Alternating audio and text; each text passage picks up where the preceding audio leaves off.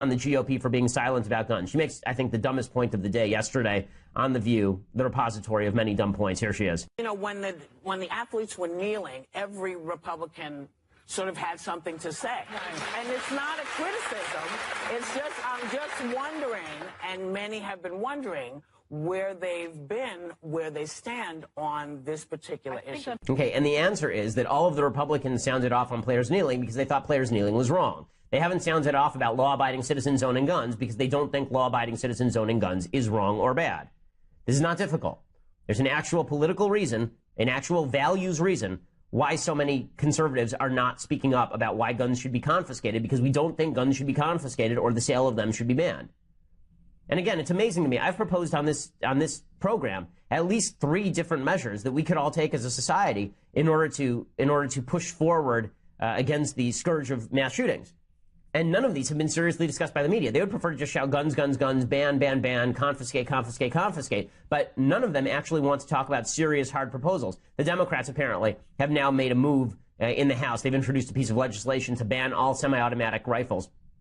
Of course, this is going nowhere, and they know it. The reason they're proposing it is because they want kudos from a bunch of the people in the media. They want to campaign on it. As I've said before, the Democrats had control of Congress. They had full control of the Senate, meaning 60 votes in the Senate. They had control of the House. They had control of the presidency from 2009 to 2011. Did they pass one single gun regulation? The answer, of course, is no. They waited until Republicans took office, and now they get to grandstand. They get to stand there and claim that it's Republicans who are standing between Americans and safety. If those dastardly Republicans would just get out of the way, then we'd be able to pass some really good regulations. They have no intention of pushing anything remotely resembling a good regulation. They just want to posture about all of this. And fortunately, they have the media to do it for them. They have the media to stand there and do it for them. So Jimmy Fallon does the same thing. Here's Jimmy Fallon praising the Parkland students and suggesting that they are all heroes, and he is going to march with them. So it's not enough, by the way, that we have one pope of politics in Jimmy Kimmel on late night. Now we have to have 2 popes of politics on late night. Jimmy Fallon joins Jimmy Kimmel in this effort. Stephen Colbert, of course, has been the Pope of politics before, so we actually have the Holy Roman Empire, and the kingship is passed around, the emperorship is passed around between various parties depending on how the ratings are. Fallon wants to get in the game because he's been ripped as too anodyne, as too lackluster, as not political enough by a lot of the left-wing commentators,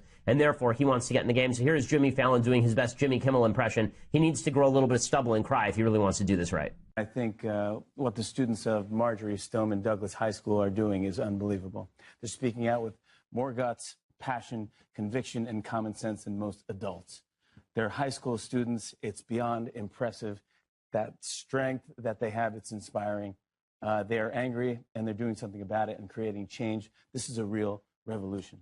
And they have organized a peaceful march on Saturday, March 24th in Washington, D.C., to demand action to prevent gun violence. I just want to say I stand behind you guys, and I will be marching alongside you with my wife and 2 children in D.C. to show our support. Wow, how nice. I mean, it's all the late-night hosts immediately coming out and signaling, virtue signaling, that everything that these kids have to say is wonderful, the bravery, the decency. Okay, they're not going to talk to, some of the other students. They're not going to talk to, some of the people who I've recommended that they talk to on the show. They're not going to talk to Kyle Kashuv, who still is unverified on Twitter, by the way. Thank you for following him. He's one of the students there who disagrees with some of these other students, but he, of course, is not appearing every single day. You don't know his name because he's not on CNN or MSNBC every single day. Still, as I say, unverified on Twitter. No shock there. But again, this is what the entire Hollywood infrastructure is going to do. The Oscars will be about that on Sunday night. You watch. They were going to do Me Too, but now this obviously allows them to virtue signal on another topic. Now, never mind that half the people in the audience have done movies in which guns are glorified as the way of stopping violence. Never mind that all those people are millionaires who are protected by armed security outside. You watch on Sunday during the Oscars, the entire thing will be about how we need to get rid of guns in our society, and then presumably all of our action movies can be Bruce Lee-style karate fights. That's basically what all of these things will turn into. So there's a problem with the suggestion that the children shall lead us, and that the kids shall lead us. It's a different problem even than the identity politics question of does victimhood confer expertise? And that is, a lot of kids are not all that bright. I mean, I'm not saying these kids who are speaking on TV aren't bright. For their age, I'm sure they're very bright. I'm talking about, are these kids, are kids in general capable of the kind of decision making that adults are capable of? And the answer, as a general rule, is no, which is why, of course, we have legal restrictions on kids buying cigarettes and kids buying alcohol and kids buying guns and all the rest of this sort of thing. There's a reason that 16-year-olds don't vote. Now, there are a lot of people who have gotten on my case for saying this because I was writing syndicated columns at 17. Well, that's fine. You know, I was taking flack at 17, too. And there were people saying I was too young to write columns then.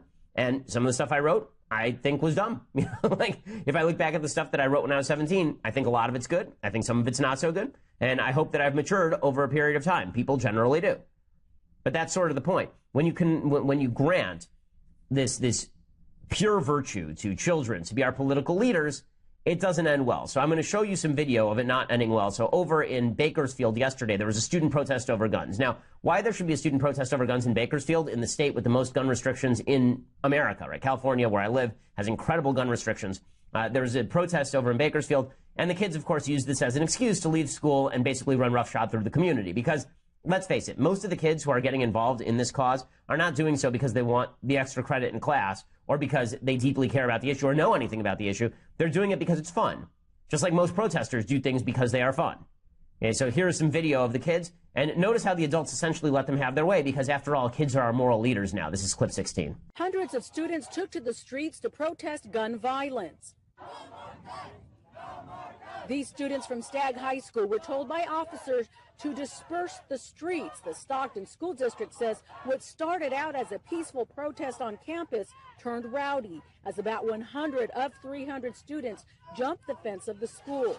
Some were seen throwing rocks at cars, including police cars. I'm really upset that I'm on my way to school.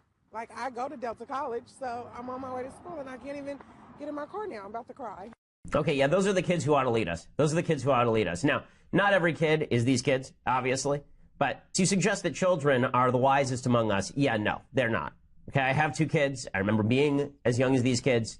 When you're 14, 15 years old, you don't have there's not a lot going on upstairs that prevents you from doing stupid things. This is in Stockton, not Bakersfield, obviously. But when you grant absolute moral immunity to kids because they are young, you end up with worse kids. One of the worst things that you can do as a parent is suggest to your children that they have the absolute moral immunity to do whatever they want. Parenting is about teaching and cultivating children. It is not about granting children leadership positions and suggesting that in the absence of knowledge they ought to lead us because, after all, they're so innocent and the innocent children among us shall lead. I think that's just absolutely silly. Now, being at a complete disconnect with the American people, nowhere is this more obvious than when it comes to disdain for religion. So yesterday on The View, Joy Behar, who is just an insufferable human being, Joy, have me on your show, right? I know that's a hell of a pitch. You're insufferable. Have me on your show, but nonetheless, The View, I think they are probably a little afraid to have me on that show, which I would be too if I were their producers. In any case, Joy Behar goes after Mike Pence yesterday in the most disgusting terms about his religious observance. It's one thing to talk to Jesus. It's another thing when Jesus talks to you. Exactly. Okay, well, that's different. That's different. That's called mental illness, if I'm not correct. But I'm hearing voices. Okay, so just to be straight about how the left views religious people, if you say that you heard the voice of God, hey, what you mean usually, okay, let me just explain on behalf of religious people everywhere. When you say that you got a message from God, you don't actually mean that God sent you an email. Okay, it's not Bruce Almighty. This is not God picks up the phone and calls you. It's not Joan of Arc. You're hearing actual godly voices. What you get is a feeling that perhaps you're acting in consonance with your meaning in the universe. Okay, that you're acting in consonance with what God wants of you as you can decipher it in his word. Okay, that's what we mean as religious people. We don't mean that we're sitting around and Jesus starts talking to us. Say, this is Jesus. Okay, that's not what we mean. Mike Pence, I don't know why he has a southern accent either, but the idea that Mike Pence is sitting around in the VP office waiting for Jesus to give him orders is insipid. I will also point out that Joy Behar would be the first person to say that men who say they are women do not have a mental illness. So if you're a man and you say you're a woman, you're not mentally ill. If you're a woman and you say you're a man, you're not mentally ill. But if you're a religious person and you say that you are trying to believe according to the dictates of Jesus and that you feel that you've gotten messages from Christ in your life, that this means that you're a full-on nutso. It's that sort of disdain for religion that is driving millions of people in the United States away from people like Joy Behar. It's not just Joy Behar. One of the people who's been most irritating about the Olympics is an ice skater named Adam Rippon. He's gay, which wouldn't make a difference, except he has made this the entirety of his identity.